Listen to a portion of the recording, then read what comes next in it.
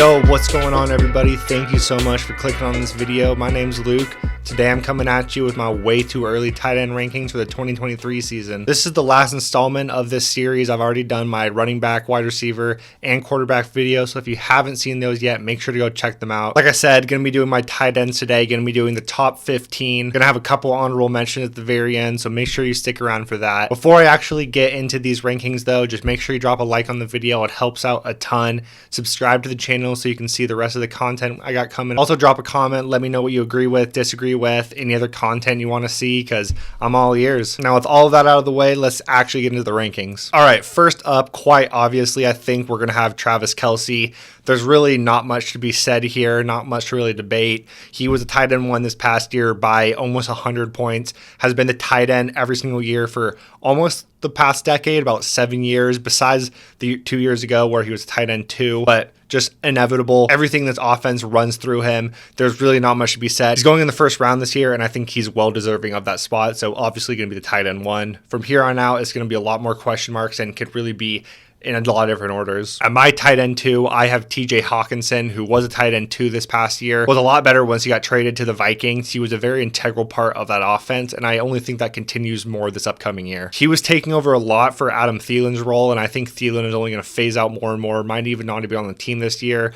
I think regardless though, TJ Hawkinson is going to be a really good tight end this upcoming year. And then my tight end 3, we're going to have Mark Andrews, who did finish as a tight end 4, which was a very bad season for him, finishing as a tight end 4. I think the biggest thing with him is just the whole Lamar Jackson situation. We have absolutely no idea what's going on there at this point. So if he stays on the team, then he could definitely move up to the tight end 2. But if he doesn't, then he could move down some. So I got him here at the tight end 3 right now. But Lamar Jackson really is what going to decide his value going forward. And then at my tight end 4, I'm going to have George Kittle here, who finished as a tight end 3 this past year. His whole quarterback situation, as we all know, the Niners, just an absolute question mark. We really don't know what's going on, and that's really what could impact his value the most. He was way better once he had Brock Purdy this year, so if hopefully Brock is a starter, he could easily move up to the tight end 2. If Trey's a starter, he could probably move down some. I think it's really between those two, but regardless, that quarterback situation, like Mark Andrews, is what's going to decide his value, so we're going to have to wait and see, but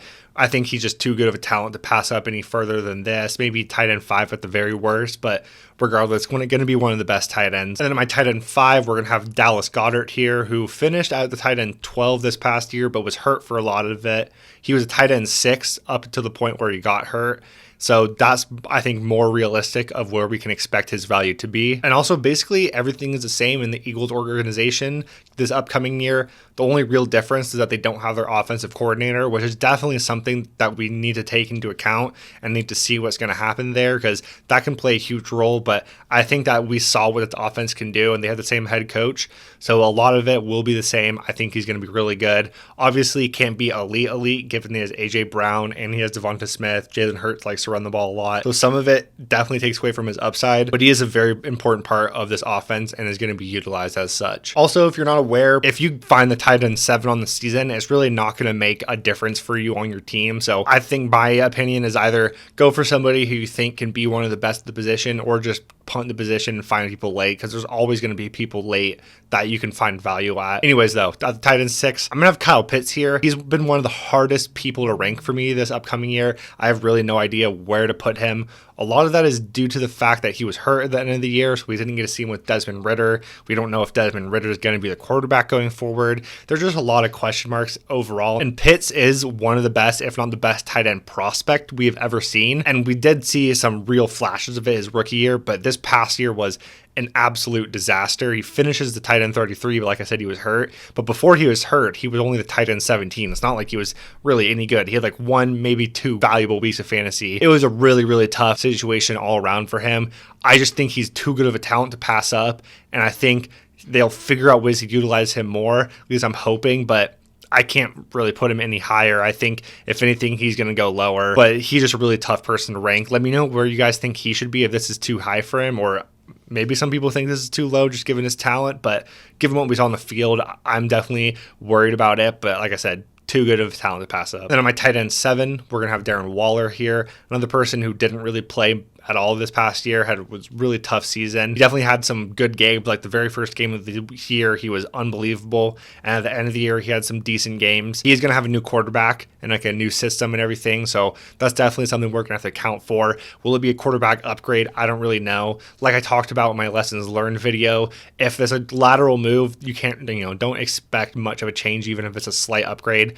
But, this is honestly lower than where Darren Waller has been ranked in years. So I think this is a pretty fair place to put him. He's definitely one of the most athletically gifted tight ends, but he was hurt this past year, and Devontae Adams definitely takes away from his upside. But again, another person I think is just too good to pass up at this point. And on to my tight end 8, I have David Njoku here, who was really good to start the year. It was one of the best tight ends. I know I had him in a lot of leagues, and it was awesome in the beginning of the year. He then did get hurt, which was very unfortunate, but before that time, he was a tight end 6, and then still finished the tight end 13 overall, even though he was hurt a lot. But I think that tight end 6 area is a little bit more what we can think he's going to be like. One of the big caveats there was that most of that was with Jacoby Brissett, and now he's going to have Deshaun Watson, who is a better quarterback, but we haven't really seen Deshaun Watson utilize a tight end, haven't really seen him be good in the Cleveland Browns. So there's just a lot of different things that we're unsure about that, kind of holding back from putting him any higher. But I think he is very, very athletic. If Deshaun can figure it out, then I think Njoku is going to be really good for fantasy. He has that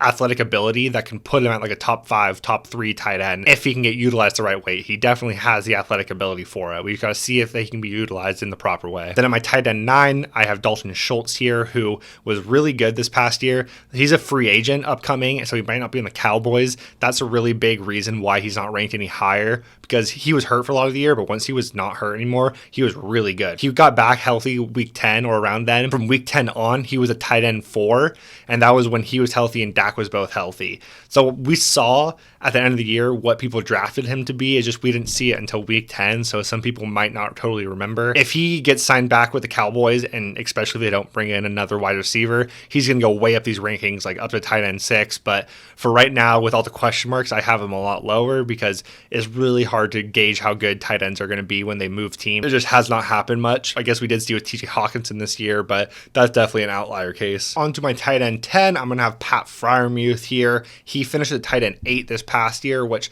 pretty solid. He had some really good stretches throughout the year, but was never totally consistent. Pretty tough in the Steelers offense that just wasn't really consistent for most of the year. Didn't really start to figure that stuff out until the back half of the year. I do think, though, with another offseason with Kenny Pickett and him just developing and getting better as rookies tend to do, I think it'll help out this entire offense, and Pat Freiermuth was utilized a ton this past year. So I think if Kenny can develop more and get this offense better, I think he can be really valuable for a tight end, but there's still just kind of a lot of question marks that we don't know about, a lot of projecting that is hard to do and hard to completely rely on. But we saw his flashes his rookie year, and he was really good this past year. So it only makes sense that he can continue to get better, and I think he could finish a lot higher than this. At the tight end 11, we're going to have Evan Ingram here, who finished at tight end 6, which was awesome to see, because if you watch him when he was in New York, he was really talented, always showed those flashes, but could never really just put it together. His rookie year was his best year up until right now. I think one of the worries here for sure is Calvin Ridley and him taking away opportunity from him. Obviously, he'll still be utilized, but I just don't see the tight end 6 upside that he had this past year, which that really came in the back half of the year. He was really good down the stretch, but I think Calvin Ridley will definitely take away from some of that consistency and some of that upside, and we haven't seen it on a year-over-year basis. With Evan Ingram, this is more of an outlier. I think it's more likely that he regresses to the mean around here than continuing to be like an elite tight end option, but you could definitely do a lot worse. So I still got him ranked up here, but I think the tight end 11 is right around where he should be, so that's why I got him ranked. Last person who's tight end 1 for me, going to be Cole Kmet, who finished this past year the tight end 7, which is honestly pretty crazy given how bad he was to start the year. And I know I was really high on him last year, and then he disappointed at the beginning of the year, and it was really tough to trust him going from there on out, but he was really good down the stretch. Finished the tight end 7, like I said. Justin Fields, he's getting a lot better. They should have more weapons, which normally the weapons could take away from Cole Kmet, which is definitely worrisome. But I think overall this offense just needs more weapons. And if the offense is going to be a lot better, then I think it's going to be a lot more opportunity for somebody like Cole Kmet. And he's also still really young. So somebody I'm definitely excited about. We just got to see what happens with the Bears this offseason. Somebody who I'm definitely excited about. And the fact that like when I was looking back and realized he finished at the tight end 7, I was definitely surprised by that. I did not think he finished that high, but I do know that he was really good in the back half of the year. So hopefully he can just continue that into next year. My tight end 13, I'm going to have Dawson Knox here, who started out this year really bad about the first month and a half, but from week 6 to week 16 he was actually the tight end 5, so there was about a 10-week sample size where he was one of the top 5 tight ends in the league. So it showed that he can still be really good. He is a bit touchdown dependent, which it's hard to rank him any higher, but when you get to this back end of the tight end position, what you're really looking for is someone to score a touchdown. And if you're part of this Bills offense, it's definitely a better bet than most to score a touchdown, and he's shown that ability. So I think that he's going to have that weekly upside to be really good. I just don't think there'll be a lot of consistency. One of those guys who, when he doesn't perform, probably going to put up maybe 2 points for you. So a risk you're going to have to be willing to take is just kind of how you construct your team, but you could definitely do a lot worse than just getting the tight end for the Bills offense. And then my tight end 14, we're going to have Greg Dulcich here. He was a rookie this past season, and he definitely showed flashes. Wasn't able to be really consistent, but it's really hard for rookies to be consistent. So if you're able to see those flashes, which we definitely did, then that's normally enough for me to trust you. Having the new coach of Sean Payton definitely will help out a bunch, and I think that he's just going to get better and better. It just almost never are rookie tight ends actually valuable for fantasy. It's normally that second, more normally that third year was when they really become good. So that's why I can't have him ranked much higher, but we saw the flashes with Greg for sure, similar to the guy I have at 15. But if the Broncos can kind of figure out their offense, then I think Greg Dulcich can be very valuable for everybody. But also asking the Broncos to figure out their offense, given what we saw this past year, I think could be asking a lot. But if they can do it with Russell, it's going to be with Sean Payton and everyone they brought in. So hopefully they can. Another situation, we'll just have to wait and see. The last guy I'm going to have in my top 15 is Chig Okonkwo, another rookie like I talked about with Dulcich, who showed flashes, was really good at the back end of the year, but was not very valuable until then. But if you look at him, you can see that athletic profile of just being a freak on the field. There's also pretty much no competition in the Titans organization. Treylon Burks is like the only person that they have to compete with him. They just released Robert Woods, and Malik Willis definitely doesn't look like that guy. So it's more likely than not that Ryan Tannehill is their quarterback going forward, which I think, honestly, given where they are in the draft, with the free agency landscape, that's one of the best outcomes for them, because I don't see much way that they upgrade unless they can get like Aaron Rodgers. So if they don't get Aaron Rodgers, honestly, I hope that Ryan Tannehill comes back. And if they don't bring in other wide receivers, he can definitely be someone who is valuable for fantasy. He has that athletic profile where he can really be useful and, can do some other things that some guys like, I don't know, like Dawson Knox and Cole Kmet just can't do. There you have it, though. That's my top 15 way too early tight ends. Let me know what you think about them. The tight end landscape is honestly just terrible. It has been forever. I mean, there's really only a couple that are normally valuable. And if you miss on a highly drafted tight end, it can absolutely kill your fantasy season. So be very careful and make sure to subscribe so you can keep up with everything throughout the offseason and as we get closer to the actual draft season, so you can get some better information. Because like I said, this is still way too early to do actual rankings.